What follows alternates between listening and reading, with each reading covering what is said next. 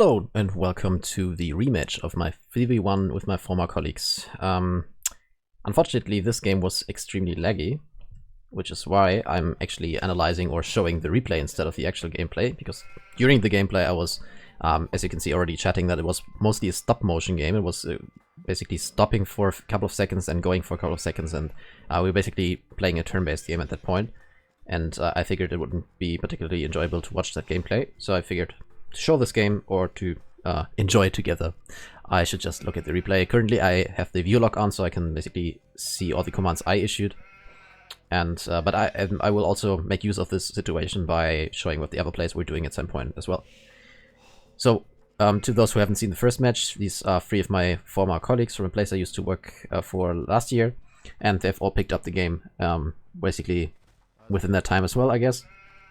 And last time we played was about 2 weeks ago. It was a 3v1 that we played on also Arabia with it was random civs exactly. I got the Teutons. I don't remember which civs they had, but this time we agreed that they could pick all the civilizations, including my own, and they picked the Turks for me. I can't see. This is disabled in this mode apparently. Okay, I can't really check the other civs at the moment apparently. So let's see. They picked the Turks for me. Mr. Sadlam had the Franks over here in the yellow. I'm not gonna pronounce that because my French is, well, sad. He picked the Hans though, the green Mr. over here. And in the blue, in the middle of absolutely nowhere, that is actually the worst map I've seen in a while. I wasn't aware of that when I played the game, but now that I see it, it's actually worse than I thought. He's pretty unlucky here. It's Panolion, or Panolion, however you might want to pronounce that, and he picked the Britons.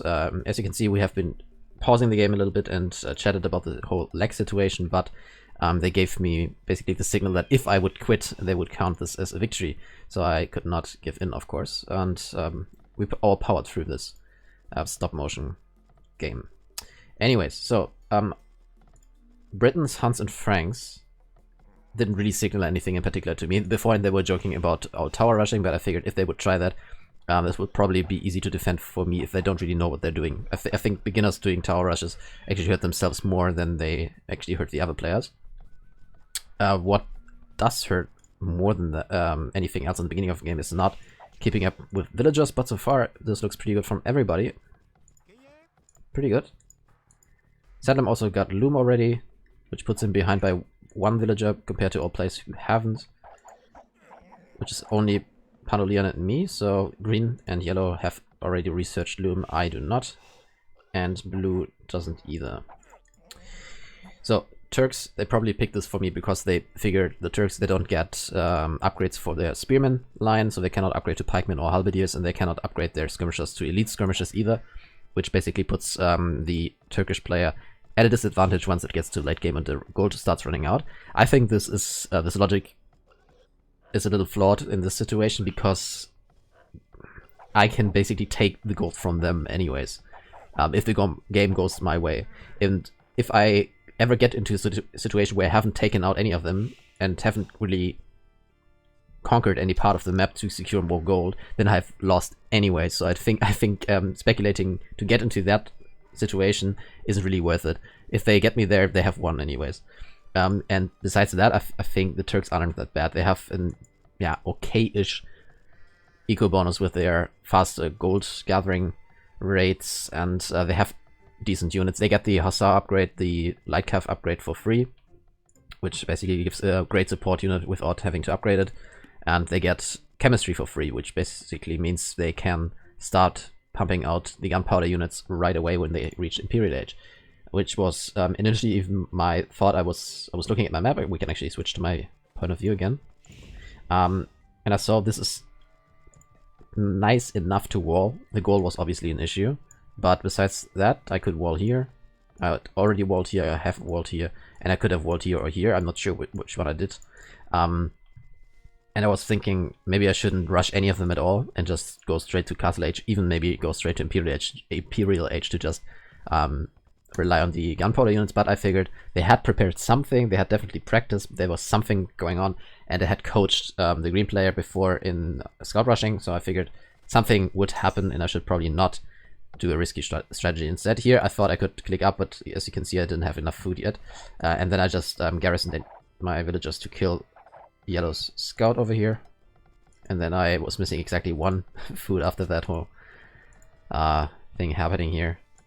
Anyways, I played it basically the most standard scout opening, the 21 pop. 2 pop is also quite common, but I think with Turks you can do the 21 as well.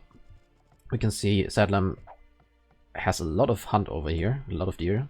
7 if I can count that correct. No, it's 8 actually. So it's definitely worth milling that area. Good move by him. I never punished that, by the way, I can spoil that. Well, he opted not to go for the forage bushes instead, which is a good source of food for the Franks because they have a bonus. No, wait, in this version of the game they don't have the bonus yet. They receive the buff later on. Which in the definitive edition or in the expansions, generally speaking, they have a faster gathering rate from forage bushes. But I think he made a mistake by not getting a second boar. That's the main food source in the early game, actually. We see Panolian. I will never settle on a pronunciation of that, I think. He kind of messed up his bolio as well, but at least he did it.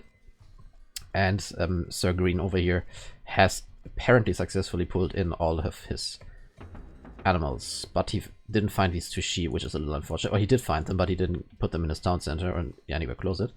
But it looks like he's playing the more standard approach. I will now reach the feudal age at 10 minutes something, which is basically means I was about 1 villager behind, but I pinned that entirely on the lag situation. And for those wondering why I'm fighting the scouts here, a scout that hasn't reached the feudal age yet is actually weaker than a villager and will lose one-on-one if the villager has loom. Because scout cavalry, they gain +2 attack by reaching the feudal age alone.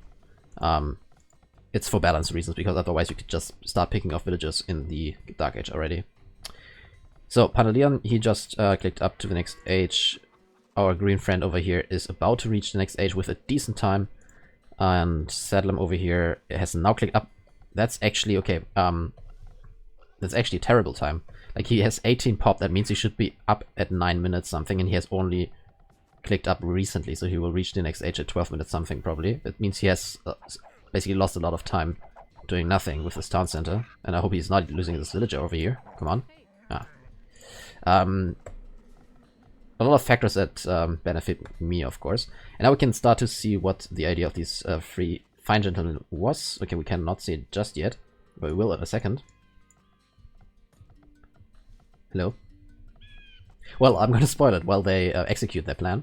I, of course, was scout rushing. I'd already walled off my entire map and used this stable to put out some scouts. And the blue player here was supposed to drop 2 archery ranges, I think, or 1 in blacksmith to just pump out some archers. He's the Britons. Britons produce archers faster and they get bonus range on them if they advance through the ages. And the 2 other players were supposed to make some scouts. Now in this case, Sadlam was up very late, so his stable is a little delayed. And wait, where's the green stable? What's going on here? Oh, I think he just didn't collect enough wood. He might have messed up something in the build. Or I see, he just made too many farms too early on. And do we see the range here? We see a range. Okay, the plan was to all attack me at the same time, or at least put together a feudal army that could pressure me. And you will see that it wasn't all for naught, that what they did. It was just a little too late. And here we can observe my biggest, how do you say, pet peeve? Or what I don't like about this map, or this type of map of Arabia, is the pawns. The pawns basically make it hard to see where you need to wall, and it makes it easy for units to just slip through. So if I would chop one of these 2 trees entirely, then this would create a hole in my wall off already. We can see that Sadlam was also trying to wall already. This is his map is far less defensive than mine, obviously, so this is a bit of a bigger task for him, but I like that he's including both of these mines in his walls. And he has 2 scouts at the ready already. One of mine is a little hurt, so he definitely has the upper hand here, but I think I opt for killing this villager. I did actually, yes. This is unfortunate. There's a lot of idle villagers over here. Why is he on stone even? I mean, he was never towering me, I can guarantee that. sometimes you just have to consider, do you actually need to go to this resource? And if the answer is no, you shouldn't. It's as easy as that. Let's see, so I wasn't really achieving all that much with my scouts. I was trying to get some intel, but I was just a little late with the entire thing. The reason for that being that I didn't have enough food to produce my scouts. I invested into the economy upgrades early on, and I think I should have delayed it a little bit to get more food for my scouts, but, well, in the end I didn't. I will just enable view log again, I think, just so we can see where I was active. We can obviously not see every action I execute now, because the game is not recording every single click, but it's giving us an idea of where I was looking at least. Now we can see that in my upper woodline there, I will probably have a hold soon, so I think we will probably... No, we can actually not see what I did there. That's unfortunate. Well, we can now see that I placed a palisade wall here just to block that off. And at this point, the green player had a lot of scouts already. I was actually trying to fight these two downhill, but for some reason these scouts just all decided that it wasn't a good time to play, to fight, I guess. So this engagement didn't go the way I wanted to. I was actually running to the specific hill just to fight here, and for some reason they didn't do anything. I might have accidentally clicked on a hotkey to put them on stand ground. This could be, but I don't recall doing this on purpose at least. Now here, Saddam is obviously trying to break through a little bit. I was walled already, so I could just place three houses behind those palisades to make sure he can't get into my base. I should be able to click up to the next age relatively soon. I'm researching wheelbarrow here. Got my blacksmith, that's all I need. Just need about 300 more food. And here we can observe what the green player was doing. He was mostly chasing my scouts away, and I think that's actually for the benefit of the team, so I could not use these scouts to go somewhere else. Also, I think he made upgrades right before I did. Yeah, he has the defensive upgrade already. We can see the +1 here. That means he will probably win every engagement, or at least cost effectively win them. This move I didn't see, and I don't understand it right now. I mean, he is far, far, far from going to the next stage, and he's not producing any archers, so why make the archery indus right now if you actually need to focus on making farms? But we can see that this this grand chase here is going quite well. I haven't achieved anything with the scouts, nothing at all. Well, you could maybe say that I achieved a little bit that they didn't attack me until about now. We see that the issue with Pandolian's attack is that he has very few archers, and he's very late and he doesn't have any upgrades on them. Archers actually need the fletching upgrade to be more effective. It gives him +1 range and +1 attack, so that's something you usually want to grab. Should have clicked up by now, I think. Yes, I did. And the issue for the other players at this point was obviously that they did not click up yet. We can see Pandolian with about 300 food. The green player, I'm sorry, I will definitely not try to pronounce that name, with about 300 as well. And Sadlam is the closest to clicking up. Probably also thanks to his deer patch here that is not run out yet. He also placed a lot of spearmen around, which also receives a defensive upgrade now. I think that's not necessarily worth it, but well, he definitely put up a defense that ensured he wouldn't really take too much damage here. Oh no, I almost missed this one. Yeah, they broke through here with the help of two unit types. The archers were preventing my villagers from doing the walls behind that, and of course the scouts were hacking through the walls and the houses at this point. So we could maybe switch to my view here to see how this all worked out. And I'd already lost my scouts at this point, or I was just sending them into the economy of green somewhere to do at least some minimal damage. But as you can see, the archers and the scouts, they broke both through, so I had to place my house walls here as well to try and save my most vital villagers here and just retreat with the rest. So this was obviously a very crucial moment. They didn't achieve this in the first game. They didn't put me under so much pressure. And yeah, obviously the spot is quite close to my town center still, so I could retreat and I could rely on the town center fire. But they did a good job here. They pushed me off gold. They split up their army, so I had to divide my attention to fix this. But now the pathfinding is actually hurting Pandolian a lot. It's like the archers were not running in the direction he probably clicked. At least I doubt he was trying to send it into my town center. This looked a little fishy, honestly. And now we see green is joining the party as well. But I think at this point I have already defended, because 2 knights are more than enough to defeat an army of scouts. Also, I had upgraded them to, I think, +1 defense, +1 attack, and also the additional health points. So I was definitely in the clear. And at this point, I mean, what they achieved is that I could not just switch into pure boom, which I normally would have preferred to do. Meaning if in an ideal scenario, I would just go and place 2 more town centers, would focus on my economy, because they were definitely behind, they were not in the castle age yet. And they had invested a lot of army that didn't achieve that much, at least it didn't really pay for itself. So the natural reaction would have been to just play some town centers, but they had 2 problems. First of all, they still had a ton of army, and second of all, I did not really see good spots for my TCs. I tried placing them around the... I can actually unlock the view right now. I tried placing a town center here. Obviously, I wanted to secure some more gold. The Turks, as we have discussed, rely on gold a lot. So it was way too hilly over here. I couldn't really place anything here. Same goes for this spot, so I couldn't place the town centers where I wanted them. And then I decided to just focus a little more on military and try to take out one of their players. And my choice was the green player, because he had the highest score, as we can see in the bottom right, meaning that he had probably the strongest army still alive. I mean, he was the only one who didn't really join the raid and didn't lose anything to the knights. And second of all, I was sure he had the best economy, or at least one of the best economies. Could maybe even compare that at this point. I'm actually curious now. So I have 50 population at this stage. How much of that is cavalry? It's 9. So I have 41 villagers at this point, and I'm in the castle age. Panolian, he has 14 military units. That means he is at 32 villagers.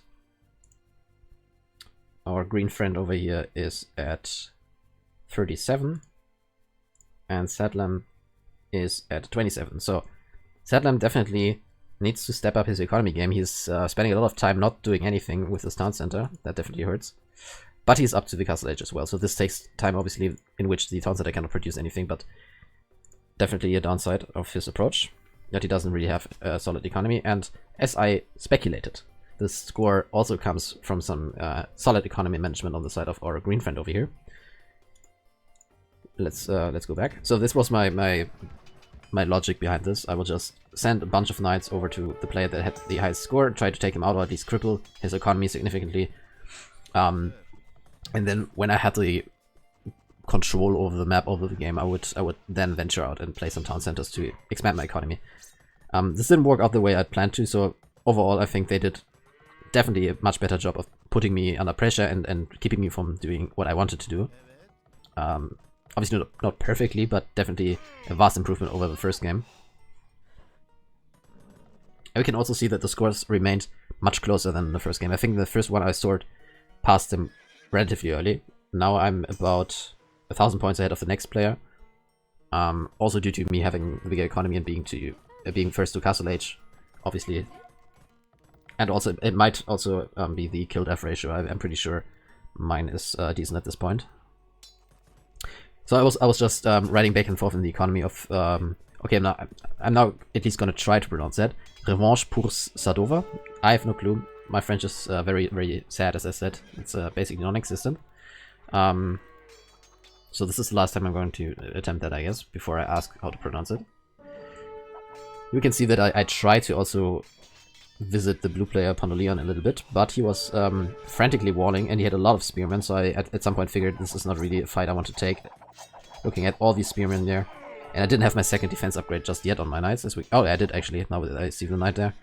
+2 is already there. I'm just missing the second attack upgrade. Anyways, this was not necessarily a situation where I could just fight with... I would have needed to pull all my knights to fight that.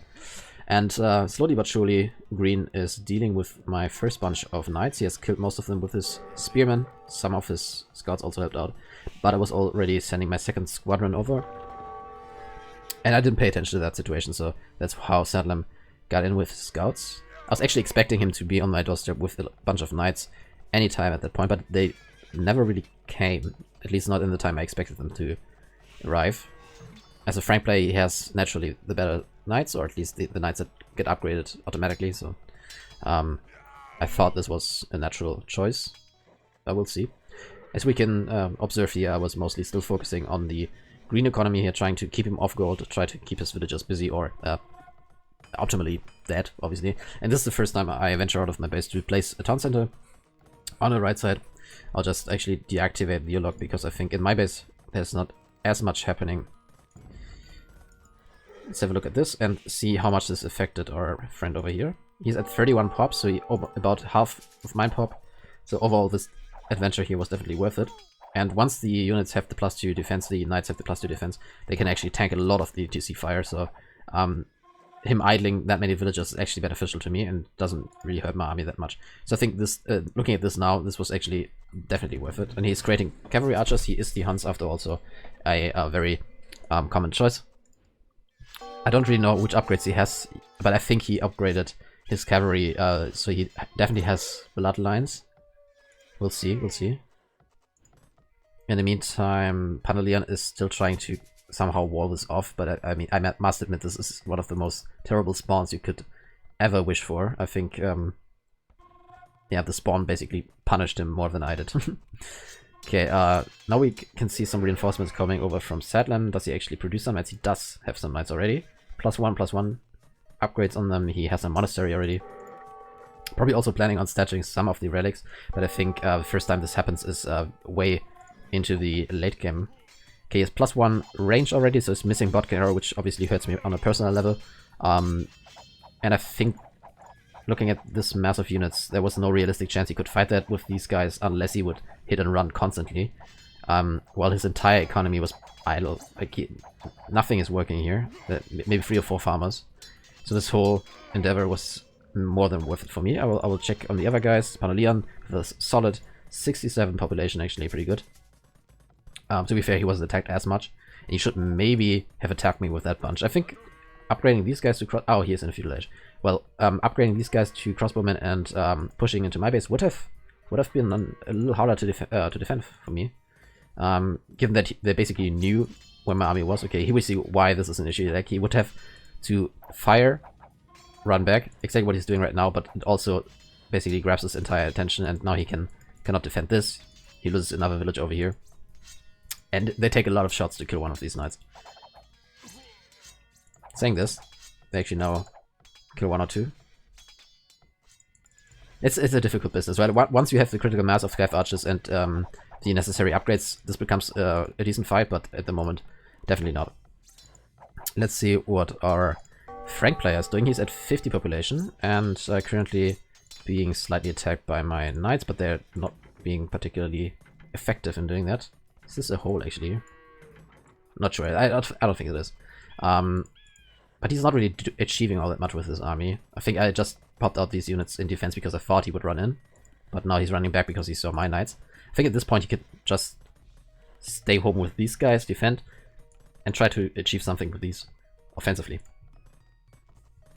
Well, now we see my monastery. Has Sadlam actually collected a he has collected a relic. I thought that this was happening much later in the game. Actually, that's pretty good. It's one of my weaknesses, I would say, that I always forget about the relics. I've only now started building my monastery, and I will pick up that relic, I believe, or that one, or both. Not sure.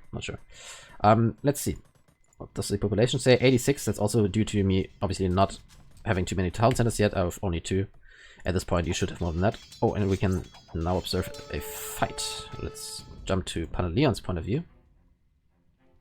Okay, maybe without view log, but we can see that they were pinging each other to coordinate. Maybe he should have waited with this fight. I mean, we can see that the green player was definitely suffering from these attacks.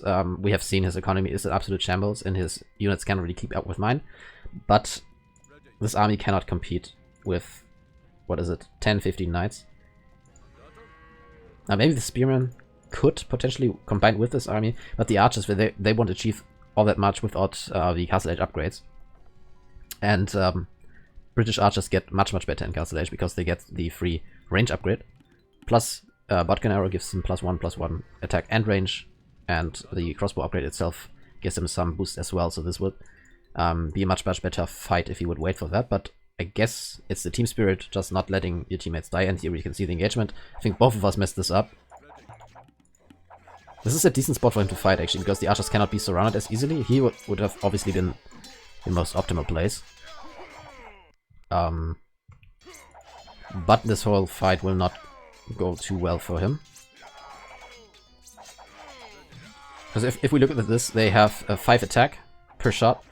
These guys have 4 armor against ranged attacks, so they receive 1 damage per shot, and they have 120 life points. So this takes forever to kill, unless you have some more punch. What? Well, I left some alive, it seems. But overall, I think it wasn't necessarily a terrible idea to help out here, just maybe not the best timing. And I think I retreated because of these spearmen over here. Pikemen. And now he's starting to clean this up, actually. Mr. Revanche. I could shorten it to that, I guess, if I want to name him. Well, let's check on Salem again. He is surprisingly doing very little. Still not producing much. But he has a decent defensive force here with the +1 attack on them already. Probably because they actually upgraded his knights. Yes. Okay, now they have spotted... I can actually check that as well here. They have markets already, so they can see what the other guys are seeing. So they now know about my extended economy over here, and I have collected one of the relics. This game was actually played on standard win conditions, so winning by relic would have been an option, but none of us collected too many. This is obviously a bad engagement for him, but this can happen because he didn't patrol in. One of my flaws as well, that I tend to forget about patrolling my units. Overall, we are entering apparently a much calmer section of the game. Oh, I'm already in Imperial Age, I did not notice that. I should maybe focus on my point of view a little more. What is Demo Loba? Oh, I keep forgetting. So now I came to the stage where I had to think about what to do in the long term. The Knight line is not the best choice for the Turks because they only get Chevalier, they cannot upgrade to Paladins.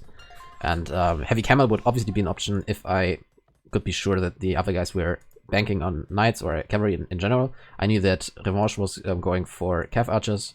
I mean, I had just killed them, but I didn't know that it was his entire force. But I knew that a lot of Spearmen or Pikemen were on the map still. So I decided to use the Imperial Age bonus, Chemistry for free, and just go for hand cannons and bombard cannons. Now, unfortunately for Panolian, he was my very immediate neighbor here. Looking at the score, I should have probably turned this way instead, but I thought this was much more convenient here because I had my buildings here and his town is literally right next to it. And I dare say that in the Castle Age, there's very little you can do against cannons, because the hand cannoneers themselves, they have 17 attack per shot, and I don't need to upgrade any of that, that's just what they have. So they kill units extremely fast, also given that these have 30 life points only. So it's basically, it's 2 shots for one of these archers. And the cannons, they can clear out any building easily. Plus, infantry has absolutely no chance against hand cannoneers because they also get attack bonus against infantry. So this is basically an uphill battle from the get-go. Still trying to achieve something with this army. I had actually converted this cavalry archer. This was not one of mine. I just used my monk to get that from Mr. Remanche. Yeah, and now I was kind of just pushing in here. He only had 1 town center, I see now. Let's see what his population is like. 41. So a lot of his population initially came from his army, which he now lost. And it's also basically impossible to wall behind this because the cannons, they clear out buildings very fast and they have a very, very large range, 12. Could have actually upgraded that now that I think about it, but I don't think it was necessary because the Turks have a unique upgrade that gives them +2 range on their bombard cannons. Sadlam was now trying to achieve something with his knights to raid a little bit. I don't think he managed to do that because I had the town center here now. This was, I think I expanded here right after I clicked to the Imperial Age, but I'm not entirely sure anymore. At this point I had a death ball going basically. This is an army that is really, really hard to stop if you don't have equivalent units. A bunch of knights, a bunch of upgraded paladins can deal with this, definitely. But Sadlam has 71 population and only 4 of that are knights, the rest, or cavaliers in this case. The rest are just these spearmen, these pikemen.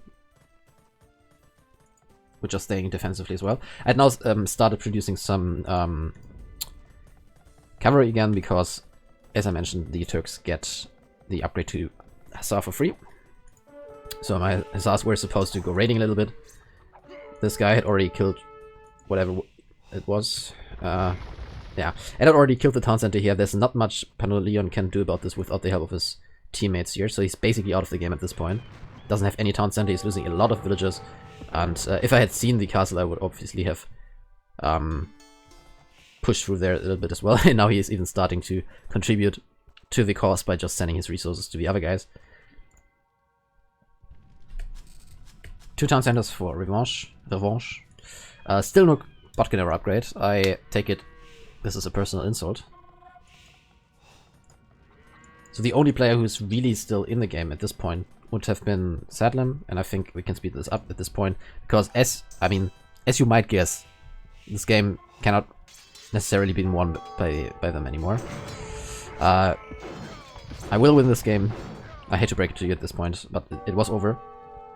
But it still took a lot of time, so I will speed this up a little bit, because they had oh, this actually this hurt so much. I think he was thinking that I had retreated or moved on, and that he could just use his villagers to escape here.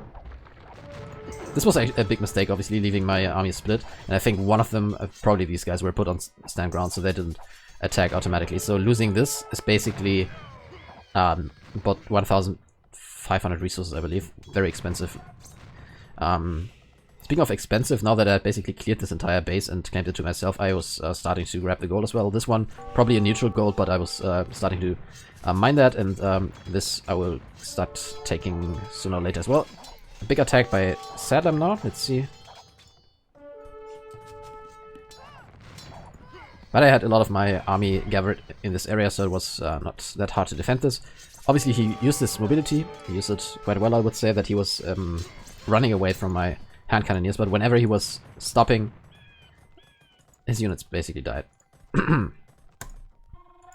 Not sure what this was all about. I think I caught this later on. He was sending villagers everywhere. Where did the guy go? Probably got killed. Ah, here he is. Yeah, he got killed. Yeah, he was trying to build something somewhere, which is why I started placing my outposts just to check if I can find them. And I could, by just streaming in my hussars into the economies, I was trying to at first keep track of what they were doing, obviously, and raid their economies in general, to just keep them down. But as you can see, I was at 200 population. I don't think neither of them is close to that. 21 for green, 87 for yellow, and Panolion is probably at 1, yes. Where though? Here. Why is he running into my base? I don't even get that one. I think I sent a unit after this guy, this lady over here. Yeah, this cannoneer, taking care of business.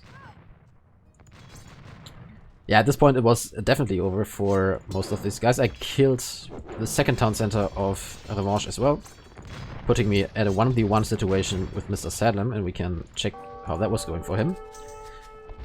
So he had stopped expanding his economy early on, and obviously this death wall of units wasn't really manageable for him anymore, especially not with the units he was making. Halberdier is not necessarily the best choice here. Against the camels, yes. I upgraded them to heavy camel because I was floating resources like crazy, because I was on the population limit, and I had taken foreign gold in my conquered lands here. As I remember, yeah, I even took a third relic, something over here or here, I think. The castles were just placed for defensive purposes on hills. And again, I did the same mistake again. I keep my my units over here, and they fail to defend my siege units. And I think I only keep this one alive. Can we see another of his paladins? Yes, he has all the upgrades on these guys, but he just doesn't have the numbers, so I can just keep chasing him. I have my heavy camels. Camels obviously get attack bonus against cavalry, so they are quite effective in chasing down and killing paladins, given that I have the sufficient numbers. Yeah, at this point, Sadlam was basically just not admitting defeat. One of the reasons being that they tried I think I interrupted this train of thought earlier. They tried to survive longer than in the first game. The first game was something 50-something minutes, and then they resigned, or I defeated them, I'm not sure. And this time they decided they wanted to prolong the game a little bit, or he did at least, Salam did. The other two guys had obviously already resigned at this point. I'd found another colony over here. There was another one here that I only now found because I researched spies. For those who don't know, spies is a technology that lets you see every single enemy unit on the map. It's obviously extremely expensive because this technology would otherwise be very powerful. But it costs 200 gold per enemy unit, so it's very expensive. But it's not expensive if your enemy only has 20 units, which was the case here. So yeah, the game is coming to a close here. These are the last units, I believe. And Sadlam maybe correctly says, GG, you still lost World War II. That we did. Not the Turks though, or did the Turks actually... I forgot about the role of the Turks in the World War. Probably, yeah, probably Axis powers. I don't even remember. Anyways, let's take a look at the achievements here.